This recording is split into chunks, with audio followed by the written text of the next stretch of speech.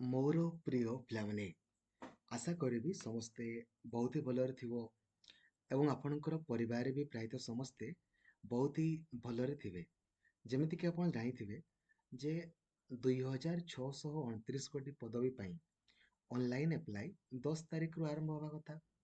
ତାକୁ ଆପଣଙ୍କର ପୋଷ୍ଟପୋଣ୍ଡ କରିଦିଆଗଲା। ମାନେ ପୁଣି ଆଉ ଥରେ କେବେ ଅନଲାଇନ୍ ଆରମ୍ଭ ହେବ ଏକ୍ଜାକ୍ଟଲି ଡେଟ୍ କହିହେବନି। ଏପ୍ରିଲ, ମେ, ଜୁନ, ଜୁଲାଇ, ଅଗଷ୍ଟ ଏତିକି ଦିନ ହେଲା ଥରେ ବି ଆପ୍ଲାଏ ଆରମ୍ଭ ହେଲାଣି। 10 ତାରିଖରୁ ହେବା କଥା ତାକୁ ବି ସେମାନେ କରିପାରିଲେ ନାହିଁ।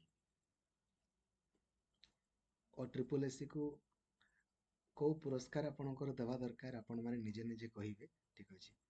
ଏକରେ ତ ଦେଖନ୍ତୁ, ପୋଷ୍ଟ ତ ଆପଣଙ୍କର ବଢ଼ିବାର ନାହିଁ। ଯୋଉ କ୍ୟାଟେଗୋରୀରେ ଆପଣଙ୍କୁ ଯେତିକି ପୋଷ୍ଟ ସେମ୍ ପୋଷ୍ଟ ଆପଣଙ୍କ ରହିବ। ତାପରେ ନେକ୍ସଟ ଆପଣମାନେ ମାନେ କାହାକୁ ୱେଟ୍ କରିଛନ୍ତି? ଯଦି OTET ଯେଉଁମାନେ ବର୍ତ୍ତମାନ ପରୀକ୍ଷା ଦେଇଛନ୍ତି ସେମାନଙ୍କୁ ଆପଣଙ୍କର ସାମିଲ କରାଯିବ, ଠିକ୍ ଅଛି। ଦେନ୍ OTET ବାଲା ତାଙ୍କର ଏନ୍ସର୍ କି ବାହାର କରୁନାହାନ୍ତି। ଏନ୍ସର୍ କି ଯଦି ବାହାର କରୁନାହାନ୍ତି ଦେନ୍ ରେଜଲ୍ଟ କେବେ ବାହାରିବ? ଯଦି OTETକୁ ଆପଣମାନେ ୱେଟ୍ କରିକି କରୁଛନ୍ତି ଦେନ୍ ଆପଣମାନେ ପୁଣି ସେଠି 1 ଜାନୁଆରୀରୁ କ'ଣ ପାଇଁ ଲେଖୁଛନ୍ତି? ବଡ଼ ଡେଞ୍ଜର, ବହୁତ ଡେଞ୍ଜର। ଆପଣମାନେ ନିଜେ ନିଜେ କହିବେ। ବଟ୍ ସିଲାବସ୍ ଆପଣଙ୍କର ସେମ୍, ପୋଷ୍ଟ ସେମ୍, କିଛି ଆପଣଙ୍କର ଚେଞ୍ଜ ହେବାର ନାହିଁ, କିଛି ନାହିଁ। ଖାଲି ଏଇ ଯେଉଁ ଏପ୍ଲାଏ ଡେଟ୍ ପାଇଁ ସେମାନେ ସବୁ ଆପଣଙ୍କର ଯାତ୍ରା। ଠିକ୍ ଅଛି।